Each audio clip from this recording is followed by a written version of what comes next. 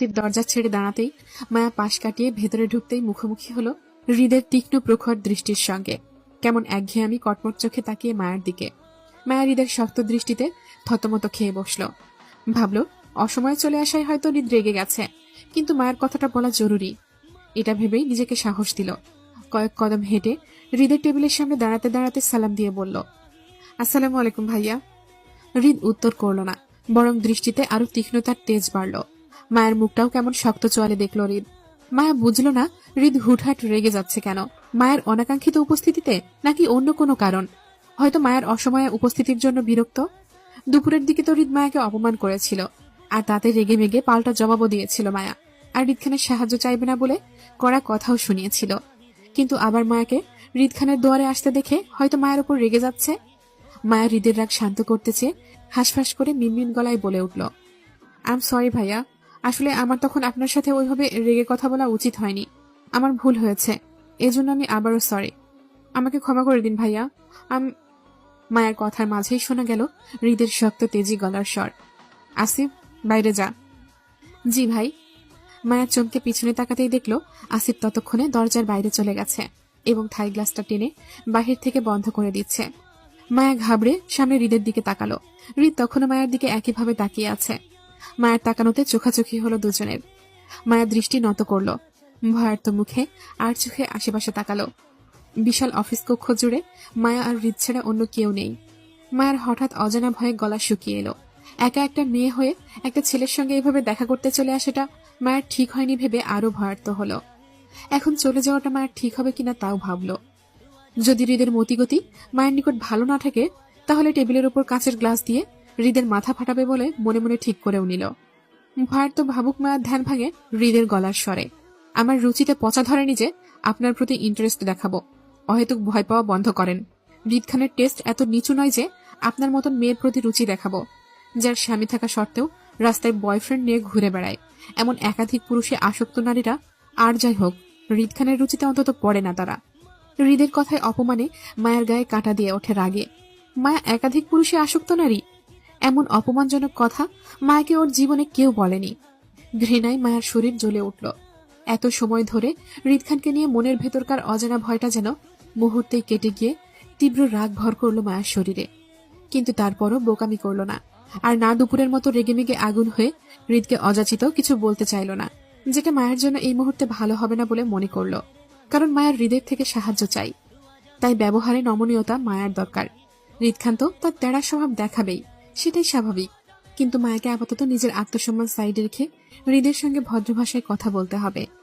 তবে একবার যদি মায়া নিজের নিখোঁজ স্বামীর খোঁজ পেয়ে যায় হৃদের কাছ থেকে, তবে এ জীবনেও আর সে হৃদ খানের দ্বারে আসবে না।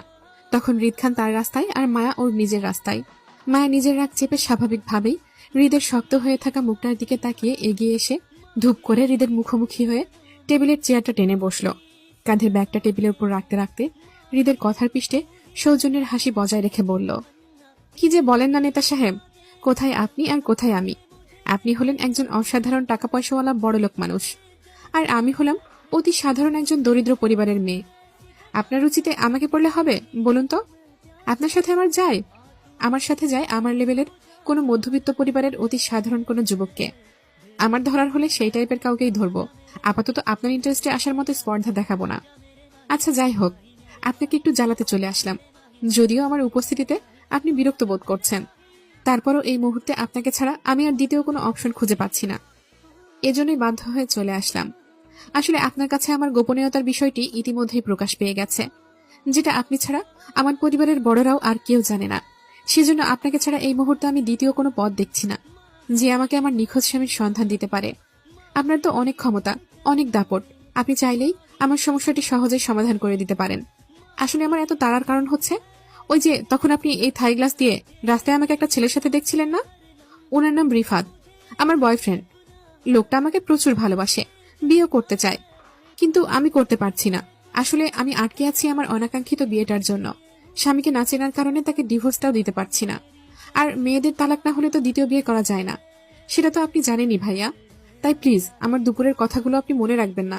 ছোট বোন বা বিয়ান হিসেবে মাফ করে দিয়ে আমাকে একটু সাহায্য করুন প্লিজ। আমার ওই লোকটাকে, মানে আমার যার সাথে বিয়ে হয়েছিল, তাকে খুঁজে পাওয়াটা খুব দরকার। প্লিজ ভাইয়া, আপনি আমার প্রয়োজনটা বুঝে লোকটাকে খুঁজে দিন না। মায়া কথাগুলো শেষ করতেই টেবিলের উপর থাকা পানির গ্লাসটা হাতে নিয়ে এক চুমুকে সবটা শেষ করে আওয়াজ তুলে টেবিলে রেখে ফের তাকালো হৃদের দিকে। মুহূর্তেই চোখাচোখি হলো হৃদের শীতল দৃষ্টিজোড়ার সাথে। এতক্ষণের শক্ত রাগী চোয়ালটা আর নেই হৃদের। কেমন ঠান্ডা আর শীতল দৃষ্টি মেরে তাকিয়ে আছে মায়ের দিকে। মায়ের হৃদের হুটহাট মুড পরিবর্তন হওয়ার কারণটা বুঝল না। লোকটা এই রেগে যায় তো এই শীতল। হৃদ হঠাৎ রেগে গেলেও যা বোঝা যায় এখন তাণ্ডব হবে, কিন্তু একদম শীতল হয়ে গেলে আরো ভয় লাগে। তখন মায়ের মনে হয় ঠান্ডা মাথায় হৃদ খান আরো ভয়ানক। এবার আল্লাহ জানে এই লোক মায়ের সাথে আবার উল্টাপাল্টা কিছু করে না বসে। ভালোই ভালোই মায়ের ঝামেলাটা মিটে গেলেই কেটে পড়বে সে। এই হৃদ খানকে চিনে বলে জীবনে দাবিও করবে না, মুখোমুখি হওয়া তো দূর। এমনি স্বামীর খোঁজে দিশেহারা হয়ে মায়া কতগুলো মিথ্যে কথা বলল রিফাত ভাইকে জড়িয়ে। এবার যদি হৃদ খান মায়ের মিথ্যা তাড়া দেওয়াটা বুঝে অন্তত ওর নিখোঁজ স্বামীর খোঁজটা এনে দেয়, তাহলে মায়া আর সামনে পড়তে চাইবে না এই হৃদের। প্রতিবারই হৃদ খানের অপমানগুলো ভীষণ গায়ে লাগে মায়ার। তাছাড়া মায়া এতদিনেও বুঝতে পারল না হৃদ খানের মতো লোক কেন শুধু শুধু মায়ের পেছনে পড়ে মায়াকে অকারণে অপমান করে বেড়ায়। কি এমন শত্রুতা হৃদ খানের সাথে মায়ার, যার জন্য এমন করে? কই, জুই, শ্রেয়া বা অন্য কোনো মেয়ের সাথে তো মায়ের হৃদ খানকে কথা বলতেও দেখে না। এমনকি মায়ের বোন জুই পাশাপাশি হৃদের আত্মীয় হয়। কই, জুইয়ের সাথে তো আজ পর্যন্ত হৃদ খানকে মুখ খুলে একটা কথা বলতেও দেখলো না। সেখানে শুধু মায়ের সঙ্গে কথাও বলে, আবার অপমানিতও করে। আজব, জানে মারা পড়বে মনে হয়। ভাবুক মায়ের ধ্যান ভাঙল হৃদের নিটল খাপছাড়া কথায়। চমকে উঠে তড়াক করে তাকালো হৃদের শান্ত মুখটার দিকে। কে জানে মারা পড়বে? বিষয়টি বোধগম্য না হওয়ায় মায়ের হৃদকে প্রশ্ন করলো তক্ষণি। কে মারা পড়বে? আপনার বয়ফ্রেন্ড। মানে কেন? হৃদ মায়ের উত্তেজনাকর বাক্যের উত্তর করল না। অযাচিত কথা বলে মাথাটা আর গরম বানাতে চাচ্ছে না হৃদ। তার যা করার সে এমনি করে নেবে। এই মহিলাকে বলে আর লাভ নেই। বয়ফ্রেন্ড জুটিয়ে রাস্তায় দাঁড়িয়ে প্রেম করাটা না হয় সে পরে দেখে নেবে। আপাতত এই মহিলাকে একা পেয়ে এই মুহূর্তে হাতছাড়া করবে না হৃদ। সুযোগের সদ্ব্যবহার সেও করবে। কাল রাত অব্দি হৃদের মনে হয়েছিল বউ তার প্রেমে দিশেহারা হয়ে তাকে খুঁজছে, কিন্তু আজ দুপুর থেকে মনে হচ্ছে বিষয়টা উল্টো। তার ধারণা হয়তো ভুল ছিল। বউ তাকে ভালোবেসে খুঁজছে না, বরং ডিভোর্সের আশায় তাকে চায়। আবার বলছে বয়ফ্রেন্ডকে বিয়ে করবে। এই বিষয়টা যে হৃদের কোথায় গিয়ে আঘাত করছে সেটা কাকে বোঝাবে হৃদ? হৃদ মায়ের মতিগতি বুঝতে চেয়ে আর শক্ত হলো না, বরং শান্ত গম্ভীর থাকলো। হুট করে বসা চেয়ারে গা এলিয়ে টেবিলের উপর থাকা ছোট কিউব বলটা হাতে নিয়ে খেলতে খেলতে প্রসঙ্গ পাল্টিয়ে মায়ের উদ্দেশ্যে বলল, আপনার স্বামীর খোঁজ দিলে আমার লাভ কি? আমি কি পাবো? হৃদের নির্দ্বিধায় আবদারে থতমত খেয়ে গেল মায়া, খানিকটা লজ্জাও পেল। আসলেই তো হৃদ খান কি আর এমনি এমনি মায়াকে ফ্রিতে কাজ করে দেবে? অবশ্যই কাজের বিনিময় লাগবে। তাহলে মায়া কেন এতক্ষণ যাবৎ টাকা পয়সার কথা ভাবেনি? কেন মায়ের মাথায় আসেনি দুনিয়াতে ফ্রি কোনো কিছুই হয় না টাকা ছাড়া? ভাবলেও বা কি, মায়ের কাছে তো টাকা পয়সা নেই। হৃদ যদি মায়াকে সাহায্য করতে চেয়ে মোটা অঙ্কের টাকা চায়, তাহলে মায়া কি করে দেবে? কিভাবে জোগাড় করবে এতগুলো টাকা? আমার কাছে তো এই মুহূর্তে টাকা নেই। তবে আপনি আমাকে বলুন কত টাকা দিতে হবে আপনাকে, আমি টাকা জোগাড় করে দিয়ে দেবো দ্রুত। বাকির কাজ ফাঁকি, বাকি শব্দটা আমার ডিকশনারিতে নেই। যা দেওয়ার নগদে দিবেন, তারপর কাজ হবে। মায়া বেশ অসহায় বোধ করলো টাকা না থাকায়, সাথে বেশ অপমানিতও হলো। কত টাকা চাই হৃদের সেটাও মায়া বুঝতে পারছে না। তবে হৃদের মতিগতি বলছে সে অনেক টাকা চাইবে মায়ের কাছে। মায়া এত টাকা জোগাড় করবে কোথায় থেকে? কত চাই আপনার? আমার তো অনেক কিছুই চাই, আপনি কত দিতে পারবেন সেটা বলেন। আপনি বলুন। 2 লাখ। মায়া চমকে চোখ বড় বড় করে হৃদের দিকে তাকায়। এত টাকা মায়াকে বিক্রি করলেও পাওয়া যাবে না। সামান্য একটা লোকের তথ্যের জন্য 2 লাখ টাকা চাইছে এই লোক। আল্লাহ! মায়া এতক্ষণে বুঝতে পারছে এইসব নেতাফেতারা মায়ের মতো অসহায় মানুষের দুর্বলতার সুযোগ নিয়ে টাকা উসুল করে টাকার পাহাড় বানাচ্ছে। আর কিচ্ছু না, সামান্য একটা মানুষের তথ্যের জন্য এত টাকা চাই? এত টাকা আমাকে বিক্রি করলেও পাওয়া যাবে না। আমি কিনবো আপনাকে, হবেন বিক্রি আমার কাছে? হৃদের আপত্তিকর কথায় মায়া থতমত খেয়ে বসে।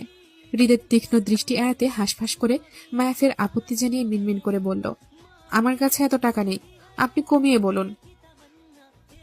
কমানো যাবে না, 2 লাখই লাগবে আমার। তবে আপনাকে একটা পরামর্শ দিই, 2টা কিডনি দিয়ে কি করবেন? স্বামীর জন্য একটা কিডনি আমাকে দিয়ে দেন, আমি সেটা বিক্রি করে দিই। আমার 2 লাখ টাকাও আসবে, সাথে আপনি আপনার নিখোঁজ স্বামীর তথ্যও পেয়ে যাবেন। কি বিক্রি করবেন স্বামীর জন্য নিজের একটা কিডনি? হৃদের কথায় ভাবুক হলো মায়া। কথাগুলো বেশ যুক্তিসঙ্গত মনে হলো মায়ের কাছে। মায়া আসলেই 2টা কিডনি দিয়ে কি করবে? একটা কিডনি বিক্রি করে দিলে তো সমস্যার সমাধান হয়ে যায়। তাছাড়া একটা কিডনি দিয়েও তো মানুষ স্বাভাবিকভাবেই চলতে পারে, সেক্ষেত্রে মায়াও বাঁচবে। কিন্তু কথা হলো, একটা কিডনি দিয়ে মানুষ বাঁচে কতদিন সেটা তো মায়া জানে না। মায়ের আগে সেটা জানতে হবে, তারপর বাকি সবকিছু। মায়া বেশ ভাবুক হয়ে প্রশ্ন করল হৃদকে, আচ্ছা, একটা কিডনি দিয়ে মানুষ কতদিন বাঁচে? মায়াকে নিজের কথার জালে ফাঁসাতে পেরে হৃদ বাঁকা হাসল। তীক্ষ্ণ চোখে চোখ ঘোরালো মায়ের ভাবুক চেহারার দিকে। দীর্ঘ সময় নিয়ে হাতের মুঠোয় চেপে রাখা কিউব বলটা এবার টেবিলে রাখলো, আর তাতে ছোট শব্দ হলো।